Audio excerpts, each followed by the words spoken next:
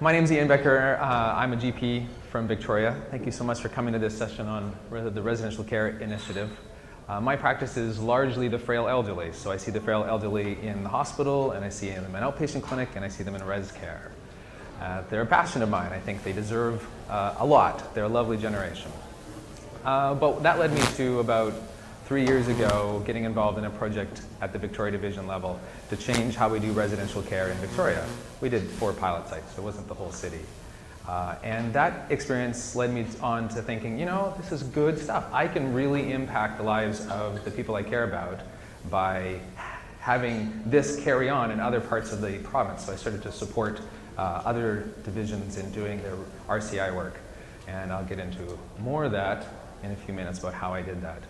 So that explains why I'm here. So that's how I got in front of you, is just to continue that support, helping you guys. That's my goal here, is help you guys do RCI in your community. A couple housekeeping items.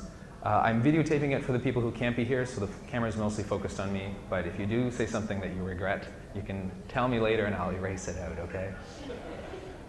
I'll say lots of things I'll regret. That makes it fun. And it's very informal, so stick up your hand if I'm not making any sense, or you have a question, or you want to throw in a comment. That's totally fine. All right, so objectives, just like what I said, we're going to get a sense of where you guys are in your project. Hopefully you all have an RCI project to comment on, so I'm going to find that out from you. And then we're going to find out what's the barriers to getting forward on that project, and we're going to work together to try and solve them. And somewhere in there, I'm going to give you a bit of wisdom that was given to me through the group that I'm working with provincially on this, just so I bring their voice into the room, because they were very helpful to me. So a little summary of what RCI is, if for those of you, just so we're all on the same page. This is what they were trying to address by implementing the RCI initiative.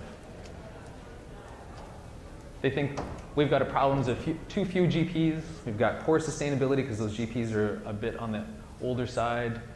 They noticed that there wasn't enough proactive care, palliative care, goals of care, and too much polypharmacy. And they thought there was insufficient clinical training. So GPSC came up with the RCI funding model, which went like this. Hey, if you do these 5 best practices and achieve these 3 system-level outcomes, we will provide you with some money, because we think that'll make a difference on that problem list that we just showed you. So now we all remember what it is. But let's just check in with each other.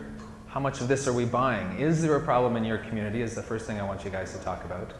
And for those of you who are from the same division sitting close to one another, you can just clarify which are the exact problems that we're noticing. And do you think this funding model is going to make a difference? So I'm going to give you a couple minutes to do that, and then you can report back. How about someone who's feeling bold back there? Just tell me some of the things you heard around the table in a big, loud voice. Answering the question. I think the funding has helped. It's got the docs back into the long-term care homes. Because you have to only see the patient twice in that 6 months, though, it's restricted some of the doctors to see them more often down twice every 6 months. So, what?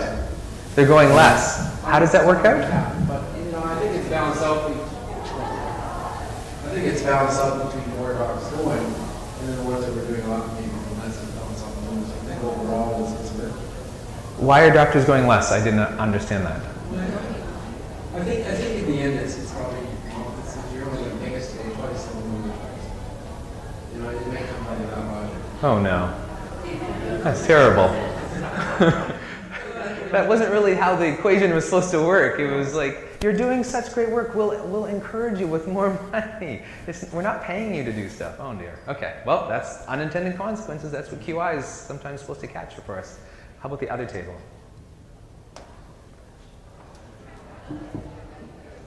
Shy people. We talked about a couple of things that it may be of the project. On the North Shore, for example, we have 7 older retiring post-retirement physicians that are covering 75% of our 1,430 beds, and concerns about that from a recruitment perspective in terms of people to fill the sustainability. And then someone raised the issue that perhaps res care is a nice sort of conduit from between having a full-time family practice to moving into retirement. And perhaps that is a cohort of people to draw on, those that do want to retire and they can sort of transition through RCI. Absolutely true. Yeah, it has some downsides though. We won't get into those. Some new people joined us. Did you guys have something that came up from you? Thanks. So we've got Maple Ridge and Burlbury and North Shore represented here, and you just joined us. Also Maple Ridge, there we go. And what I think I heard from Maple Ridge is that there were 4 facilities there, and there was mainly one physician who was covering all of them. So hopefully the RCI will help to spread out the division of labor a bit. And Port Alberni is just exploring this initiative and figuring out whether it's a good idea, given that they're a brand new division and their concern might be a lot of work. And then with North Shore, Claudia spoke about it a little bit, and we just started our on-call group on Monday, so it's pretty new, but we're interested in seeing how it goes, and I think one of the biggest challenges is probably going to be figuring out how to get the MRPs to attend the case conferences, because that's something that's not happening in a lot of facilities right now. Yes, big challenge. Okay, thank you. Moving on. So this is the latest from Darcy. Darcy is the person who set up the RCI program along with Brian. So out of the 96 communities that could be signing up for RCI, full 96% have started planning, which means they took the somewhere around $7,000 to start getting ready to write their MOU, and 65% have written their MOU. So that's his perspective on it, and I just want to get your perspective on where you guys are in. So I want you to think about your community, and I want you to place yourself on this 1 to 5 scale. So if you've got your MOU sent in, you're a 2. If you're very well setting up the payment system and, oh no, if you haven't set it up yet, but you're just setting it up, figuring out how to pay people and how you're going to get the doctors to do what they're supposed to do, you're a 3. And if you're operating and you've been operating for 3 months, you're a 4. And if you're well on your way, you're a 5, and you're already into measurement and stuff like that. So it'll be okay if you all vote. So if there's a bunch of people from your community, go ahead and all put your hands up. That's fine. I'm just going to get a show of hands. So anyone here just at the discussion phase? Yeah. In the middle. Some are at 1.5K. Who here is a 2? Right, okay. Proud 2s out there, 3s. Yeah, so we've got a handful in each one, so 4s. A decent number are they're distributing the money, they've been working. Yeah, Maple Ridge. Yeah, and a 5. I was thinking of Jamie. What division are you from? Langley, that's right. Okay, perfect. So good. Feels like a lot of the people are 3, 4s, and 5s. That's great, you guys are moving along. So some of this might be old news to you.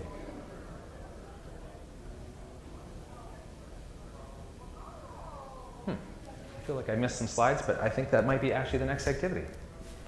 Double check here. That's it. All right. So the next activity is you grab this piece of paper in front of you.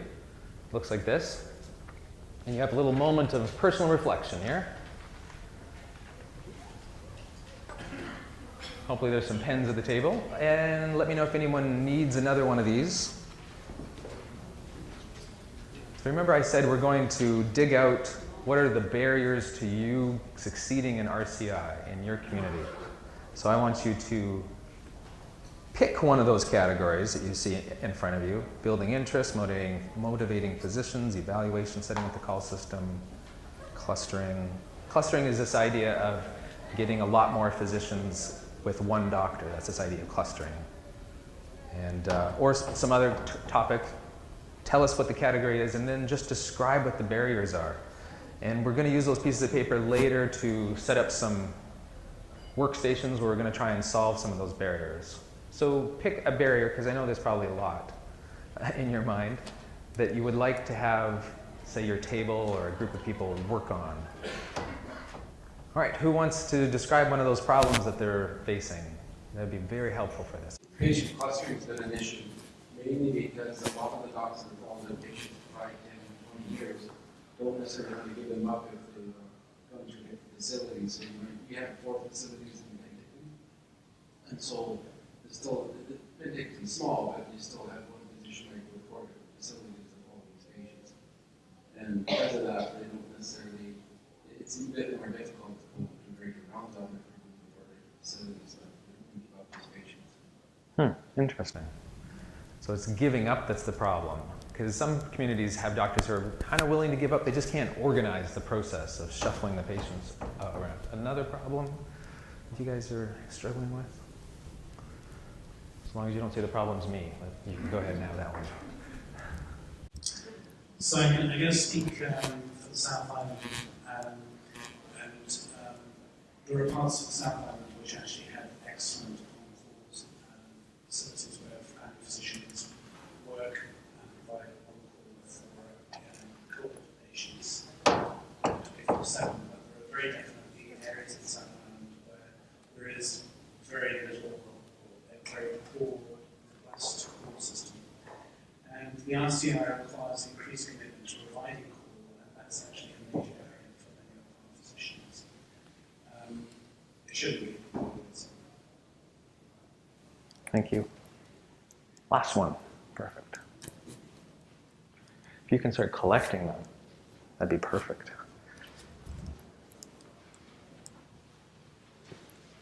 So I'm speaking from Langley, where we have, in probably like most communities, a mixture of health authority owned and operated facilities, as well as private facilities.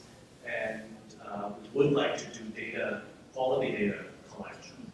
And most of the time we've gotten data from health authority, some issues, but we get them in a certain format. But to try to have our private facilities give us similar data can be challenging.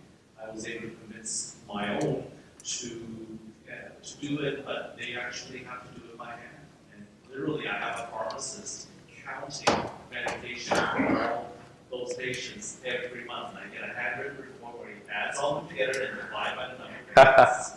Nice. Handwritten. Makes it so much better. So as I told you, I do work on a sort of a provincial level in my own small way by hosting a webinar. I've done about 5 of these.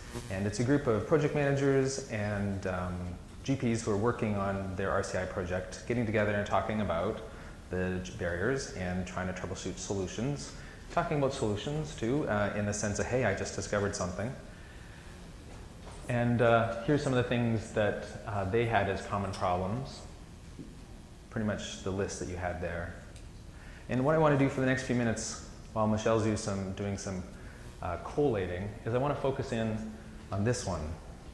It was one of the most important lessons that I learned from the webinar group, and so I want to bring that to you guys. Hopefully it's a good lesson for you.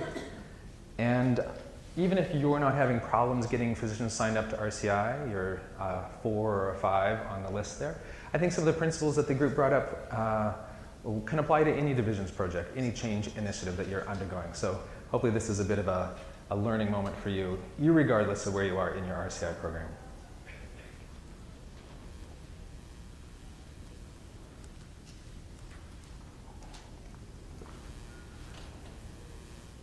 One of the diagrams we use in the webinar to sort of discuss where we are doing, how we're doing with change is this diffusion of innovation diagram.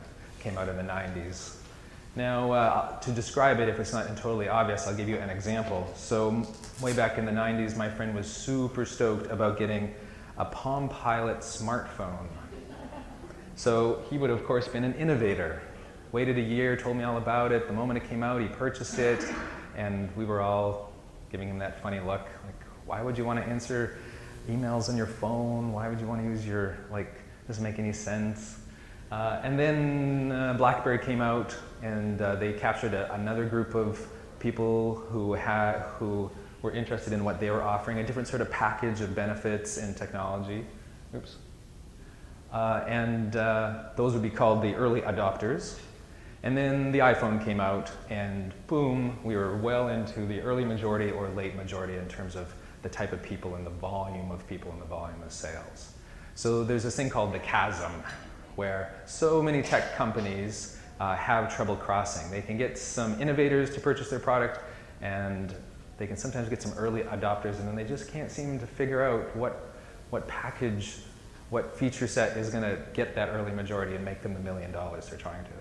So putting this into RCI terms, we are, I'm going to simplify this, we've got a package. We come up to our physician and we say, after we've signed our ICU, hey, our MOU, we say, hey, we can give you some money if you do these 5 best practices. And some innovators jump on board and sign up right away. And then we take that message a bit wider. We've got 5 best practices for you to do, and then you'll get some money, and we get some early adopters. And then some divisions are finding they go to the next group of people and they get, not for me, nah, I don't think I'll bother. So they're facing the chasm. And we talk a lot about how do we get those early adopters? How do we get that early majority signed up to RCI? So in the next bit of what I'm going to talk about, I'm just going to focus on those 2 elements of what we're trying to get people to sign up for, money and the 5 best practices. My division got a little extra focused on that by mistake, and we didn't sort of think bigger. Most divisions were smarter than that, and they started to think bigger, but for the purpose of me making my point, I'm just going to talk about the package being those 2 things. So, the money. It's pretty common for people to try and tell us that money doesn't motivate physicians. And yet, when you sit around the table, everyone says that's an impossible idea, Ian. There's not enough money. Doctors won't do it because they need to be paid better. There's a great YouTube video.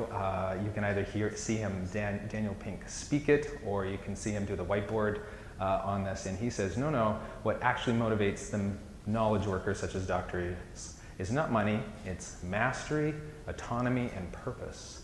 And the acronym I use is MAP, M-A-P. And he says money is important, but only to a point. Let me give you a couple of examples. Here's the founder of Skype. He says, our goal is to be disruptive, but in the cause of making the world a better place. Pretty good purpose. Here's Steve Jobs. I want to put a being in the universe. All right? That's the kind of thing that might get you up in the morning, race, and go to work. So I think that, that we are purpose maximizers, not only profit maximizers. I think the science shows that we care about mastery very, very deeply. And the science shows that we want to be self-directed. And I think that the big takeaway here is that if we start treating people like people, and not assuming that they're simply horses, slower, smaller, better smelling horses, if we get past this kind of ideology of carrots and sticks and look at the science, I think we can actually build organizations and work lives that make us better off. But I also think they have the promise to make our world just a little bit better. So that was my teaser trailer for watching the whole thing. But you'll mention right at that point, he summed up, this is just the last few minutes of his larger 1-hour talk, that mastery or directing yourself and purpose that will actually help people cross that chasm if you offer them those things. You just have to have enough money on the table in order for it to not be worth talking about anymore. So we're still trying to get them to cross we're still trying to cross the chasm and get that early majority going. So now we've got the 5 best practices. So you can tell already where I'm going with this, because that is not a selling point, is it? Not at all. Although I honestly kind of thought it was for a while. I don't know what got into me. I was just sort of wishing it was, I suppose. But you could imagine, like, let me put it in, for those of you who aren't GPs in the room, well, how about this? Good news. Good news, the government's got a new tax initiative for families. They're practically giving money away. All you have to do, they'll double your check that you get every month. You just have to follow these 5 best practices of parenting.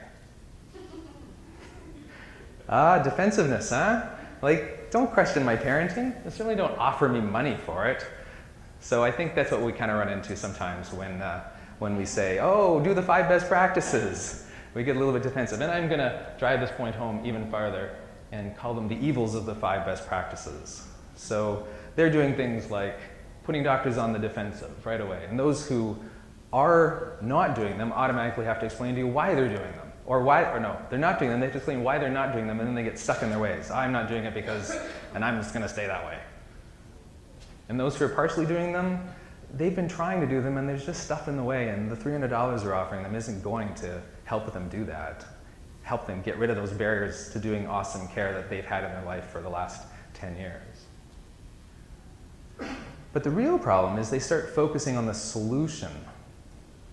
They're already solution. You're presenting them with a solution without talking about, hey, have you noticed there's a problem? Hey, do you want to be a part of this solution? You're just like, here's the solution. Boom. No relationship, no listening. So not only do you get defensiveness, but you're just destroying all the principles of chain management right there. And I started to make that mistake. So I wanted to bring that to you.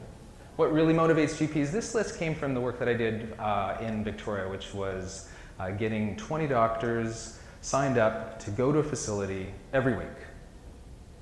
That's a big deal. They had to make a 3-hour spot in their schedule every week. And the bundle of services or the bundle of benefits that I was offering them was something along these lines.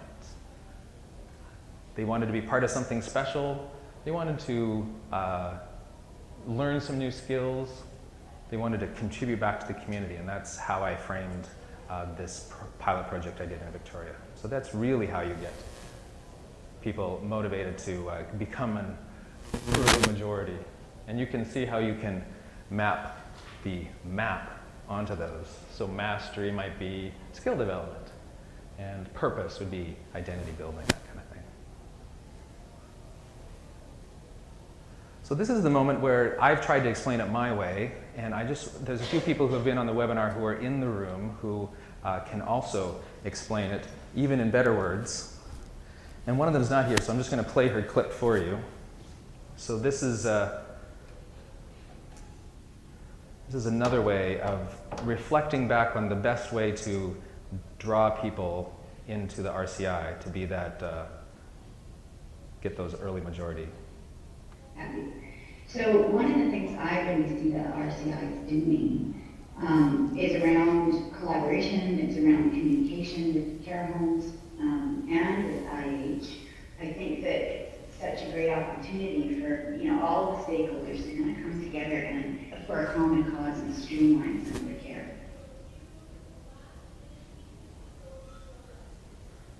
What's she talking about? No. It's about the 5 best practices. It's not collaboration. It's not streamlining care. But what if RCI was first that? It was, here's some money. Please go and connect with all the stakeholders and figure out what the problem is in your community. And then develop a plan that works. I think that probably would have produced some great results. So now we're going to turn it over to Jamie, and she's going to help us just say these things in her own words. Our program is really centered around facility attachment, and that is really about bringing physicians and the rest of the team together as an interdisciplinary team. And our physicians who said that they want to be more engaged and more involved and being part of that team has really changed the dynamic that they're working in. They become a key integral part of what's going on in facilities and they like that engagement. And that has also built an infrastructure in which we're able to build all our supports and resources on top of. And that infrastructure is really, really important, both for the facilities as well as the physicians who are engaged. And on top of that, because we've got these facility touch physicians, we're now able to have a really strong mentoring process in place because those physicians are at the facility on a regular basis. Most of them are coordinators. One of them from a facility will be a medical coordinator, and they can now be a mentor for any new physician that we put into that facility. And we've heard from those physicians they like being leaders in the industry. They like teaching. They like sharing their knowledge and their expertise around relevant care with new physicians. And those new physicians that we have coming, whether they're new physicians who come right out of university or whether they're new physicians who've been in this industry longer, I don't want to say older physicians because that doesn't ever come across well, but whether they're interested in moving into residential care for the first time, they've never done it before, but they'd like to make it part of their practice, they can then have a reduced barrier to entry because most, especially newer physicians, haven't had much engagement with relevant care. They haven't had a rotation in a receiving of relevant care, so it's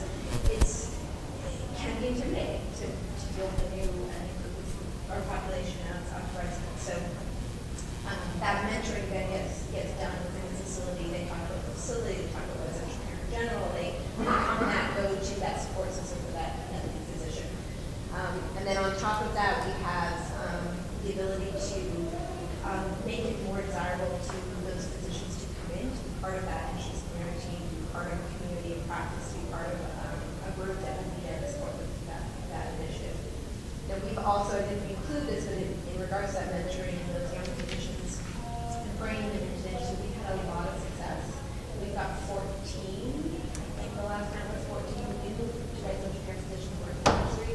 They now have upwards of between them 400 residents that are now covered by facility attached physicians. It's a huge influx of physicians to residential care, which has not been seen in the past. Our facilities are over the moon because they no longer scrambling to find somebody to cover the new residents that are coming in. They're on board. And again, that's that infrastructure. They're giving us their data. They're building that community. They're attached more to those physicians and able to leverage their knowledge in the industry. So we've had a lot of success building that community on facility attachment. Cool, thank you. Big changes. All because you focus on the right things. Michelle from Abbotsford is going to tell us how Abbotsford went about this.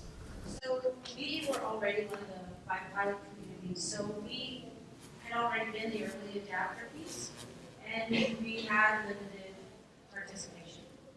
So we took this opportunity with RCI to redesign our whole program, but we looked at it from a different lens. We started that, what physicians were interested in our community, started to walk into the culture of team-based care. And so rather than start from the inside with the money and the best practices and clinical outcomes, we actually built the program from the outside in. What are the physicians really wanting to do? How would they want to play in this kind of environment? And so we built a team model where we have physician teams in facilities who take on a large enough cohort to make it worthwhile. They work with the facility and the interdisciplinary team at the facilities and schedule in their time. Facilities are happy because they know when the physicians are going to be there. Physicians are happy because they get to be part of the team, they get to taste it, and they don't have to jump in with both feet. So they've really got that opportunity to test and try this idea around team-based care without having to commit all in.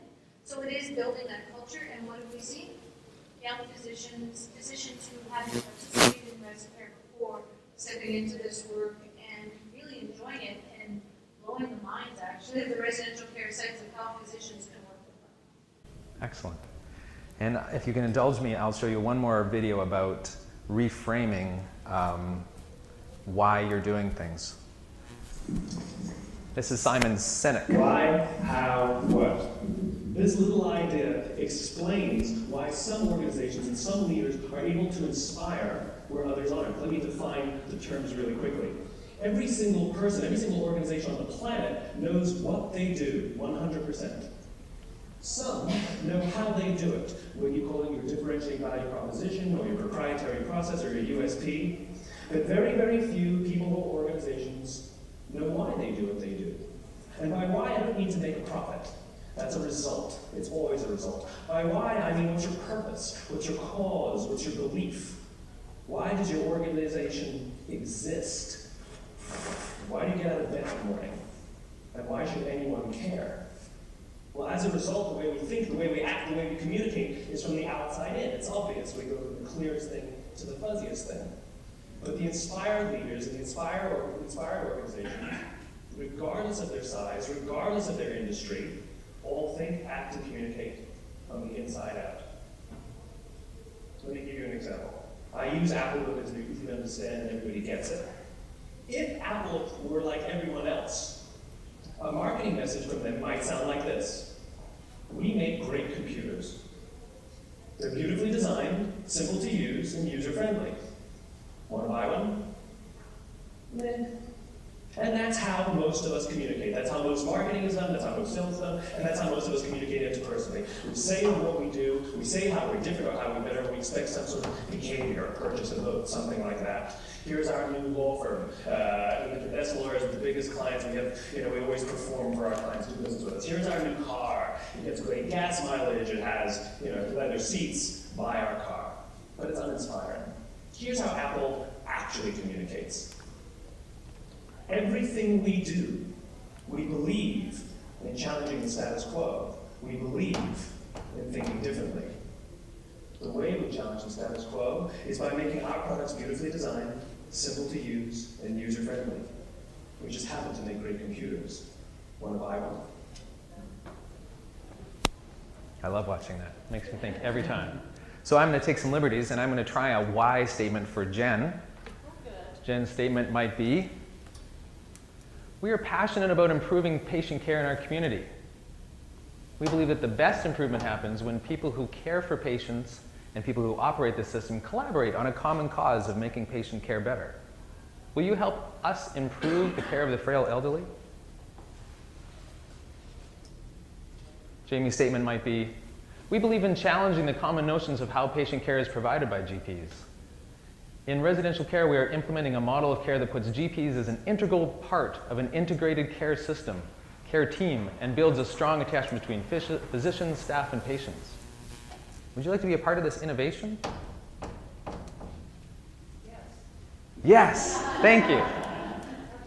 So that's reframing in all of its glory, and that's very powerful stuff. So that was the message I wanted to get to you about getting more adoption, implementing change in all your projects. It really makes a big difference. So thank you for indulging me with that. Now we're going to get back to RCI, and we're going to get out of your chairs. So we've got 6 stations, yes, and we're going to turn them around, kind of like Vanna White might do. And you can pick which problem area you want to go and try and work on. So, Julie, I'm going to get you to go first, just so I can give you the 30-second warning, 10 seconds, 9 seconds. Prepare yourself.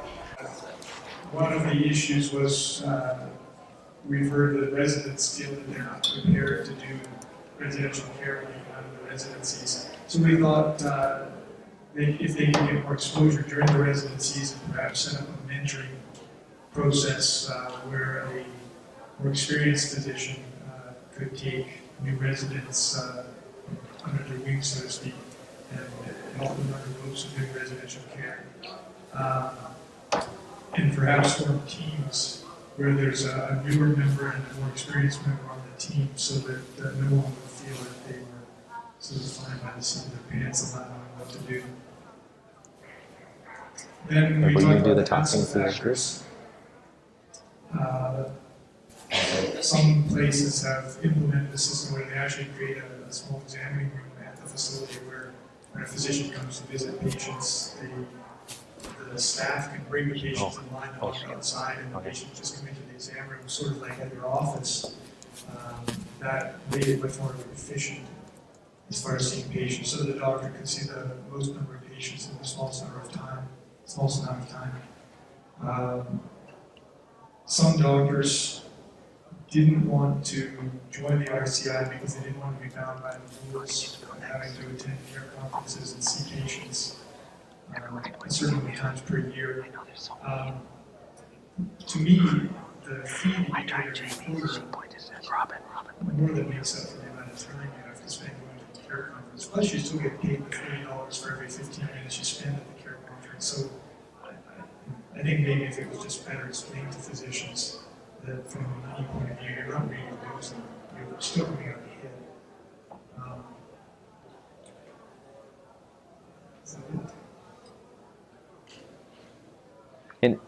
And then there's something about being on call, wanting to join an on-call roster, but there are ways around that.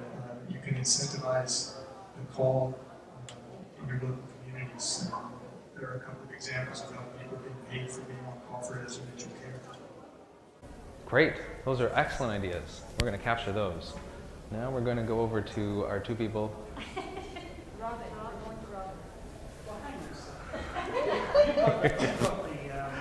You've got the notes. What are the notes? Thank you, Robin. Thanks for being a team player. Robin's going to tell us this awesome new call system setup that they've got. I've been done with this. Thanks very much. So we were looking at a potential barrier, which was on call. And there's a huge variety of different ways in which physicians provide on call to their senior service. mechanisms, ranging from no call at all to really 24 hours, 7 days a week, 52 weeks a year, dedicated call. And so we talked about some examples of how it really works in established call groups, and how some people have actually moved to proactive care, where they will visit, a member of the call group will visit on a Friday and see patients the nursing staff have some concerns about, to avoid those calls on Saturday and Sundays at 5 o'clock in the afternoon when you're just about to start the barbecue. But then there's the issue of how this actually prevents people from signing up for residential care, because there's definitely some challenges in that area. So there is a huge variety of different ways that people have looked at this, ranging from financial incentives, which some people do feel does actually work, to healing in much the same way as we talked about earlier, which is basically not looking necessarily at financial incentives, but looking at what we're trying to do and how we're trying to improve care to patients in residential care, and basically appealing to the senses as to why they're doing this in the first place, and then linking that call perhaps also to QI initiatives as well, and basically making a package that is attractive to patients, to physicians. And then we talked about the tipping point, and that is that if you can get a group of physicians involved, and other physicians see what they're doing, and they see how it is improving the care of those patients, they will join in. And I think that's probably the most important thing that came out of this, so you have to get to that tipping point. Yeah, the tipping point. Excellent. Lots of good ideas in there. And last but not least, how to change physician clinical. So explain what question you were answering here. So our question was about motivating physicians who are accepting RCI money to change, and presumably how to motivate them to implement best practices, at least more than they're already doing. So we tried to think about mastery, autonomy, and purpose. So you're paying attention to the presentation. Good job. A+ for you. So in terms of mastery, I'll go out of order as well. We talked about professional development. So there's a suggestion that there could be local monthly sessions for physicians participating in the RCI, or some frequency on a regular basis. So polypharmacy was one of the issues that was definitely relevant to the RCI, as well as dementia, UTIs, palliative care, falls, behavior management, and advanced care plans. And in terms of autonomy, someone mentioned let the physicians think that it's their own idea. Maybe we don't want to be too manipulative, but at the same time, there is definitely value in enabling participating physicians to generate their own ideas and maybe take their own spin on the 5 best practices. And we talked in there about starting with the why as well, and so that goes into purpose. And in terms of purpose, we talked about focusing on positives, so by participating in the RCI, there's more of an opportunity to be part of a team, and it adds variety. So if you're normally in an office seeing patients all the time, it gets you out and about seeing patients in a different setting and patients with different issues. And better care, of course, is underlying all of this. And we thought that the opportunities for mentorship would also potentially be motivating. I guess that fits into mastery as well.